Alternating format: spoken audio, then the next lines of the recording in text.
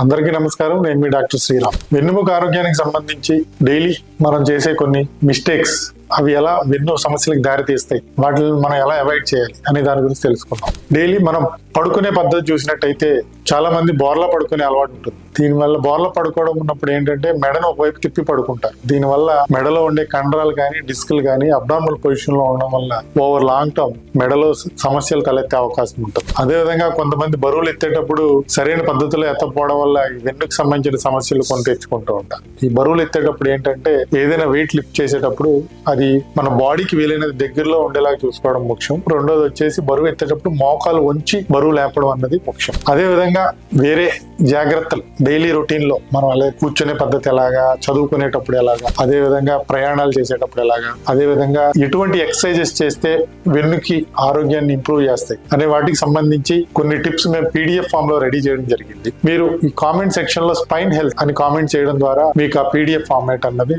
Direct message చేయడం జరుగుతుంది. మరింత ఇన్ఫర్మేటివ్ వీడియోస్ కోసం please do follow the page. ధన్యవాదాలు.